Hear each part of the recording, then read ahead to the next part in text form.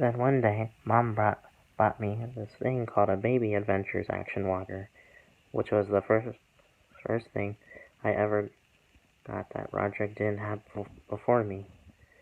The Action Walker was awesome. It had a million little gadgets you could entertain yourself with, plus a cup holder. But the best thing about it was I could get anywhere I needed to go without actually having to walk.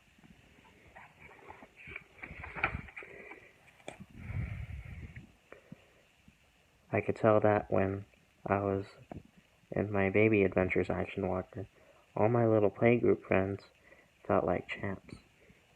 But then Mom read in some parenting magazine that it wasn't a good idea to use baby walkers because kids wouldn't develop the right muscles to walk on their own.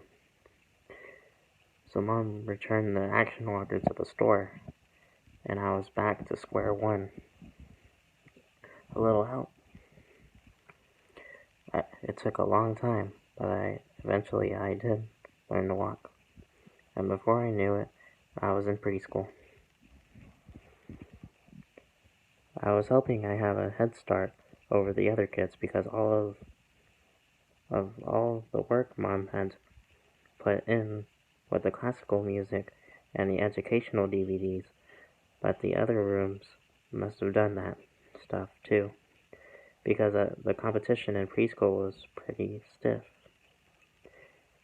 I mean, you had kids in there who knew how to use buttons and zippers, when I could barely figure out how to pull off my mittens without help from a grown-up.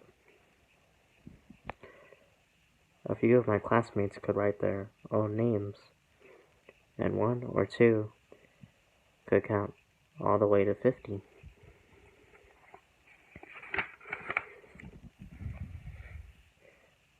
I knew I couldn't keep up, so I decided to try and slow everyone else down by feeding them bad information. Circle, circle. My plan kind of backfired through, and my preschool teacher told my mom I wasn't learning my colors and shapes like the other kids, but Mom said I was smart, and that maybe the problem was I wasn't being challenged enough. So Mom actually took me out of preschool and had me skip a grade to kindergarten. But that decision was a total disaster. The kids in kindergarten seemed like giants to me, and they knew how to do stuff like cut with scissors and color inside the lines. I didn't even make it a whole day in kindergarten before the teacher had to call my mom to come get me.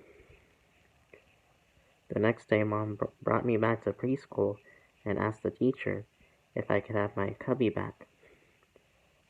I just hope your academic record doesn't follow you around, because it might be tough for me to get a good job later on if people find out I was a kindergarten dropout.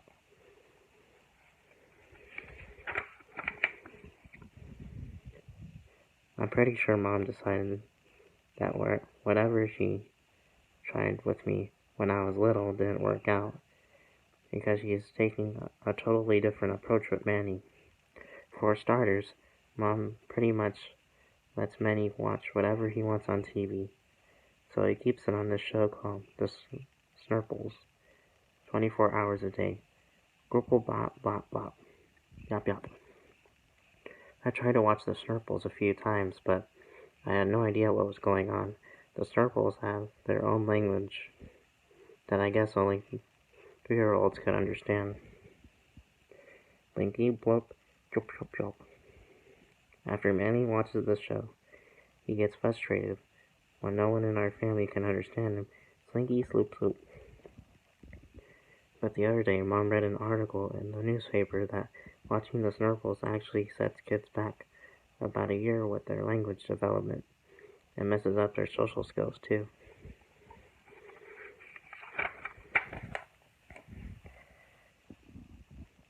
Well, that explains a lot.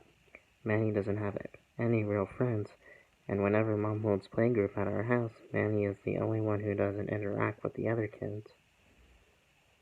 I think part of the issue is that Manny doesn't like to share his toys, so when when kids come over, Manny locks himself inside our old dog Sweetie's exercise bin and keeps his toys all to himself.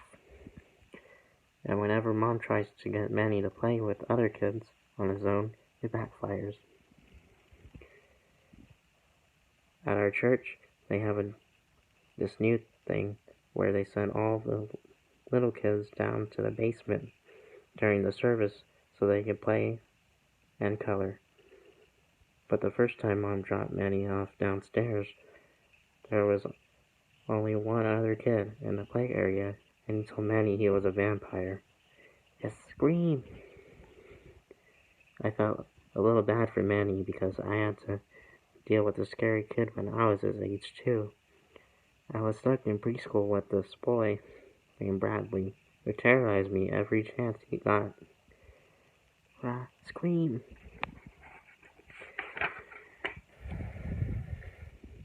I told Mom about Bradley every day when I came home and said I didn't want to go to school anymore. But that summer, Bradley and his family moved away, so the problem took care of itself. After Bradley moved, Mom wrote a story called Bad Bradley, about a kid who always misbehaves. Bradley was a bad kid in real life, but in Mom's vision, he was pretty much the devil. Do not bite the teacher, Bradley. Biting the teacher is not allowed. Chomp. I think Mom was actually gonna try to get her story published, but Bradley and his family moved back into our neighborhood the next spring, so she had to scrap it. You remember Bradley, don't you? Even though Mom never got her Bad Bradley story published, she used it to teach Manny about how you're supposed to behave in preschool. And I think that's one of the reasons Manny is so afraid of other kids his age. Don't poke your thumb in that child's eye, Bradley.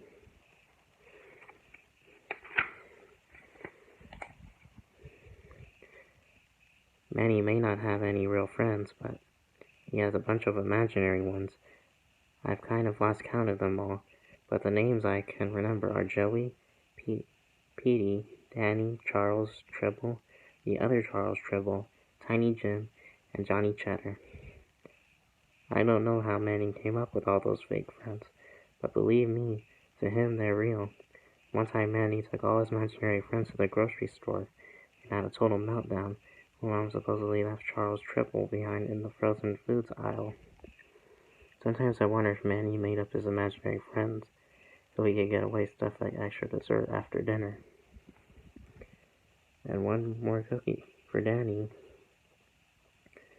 Mom says if we tell Manny his so-called friends aren't real, he could be traumatized. So we just have to go along with it. I just hope he grows out of this soon because I'm getting kind of ridiculous. Sometimes I have to wait until all of Manny's imaginary friends are done using the bathroom before I can get in. Hurry up in there.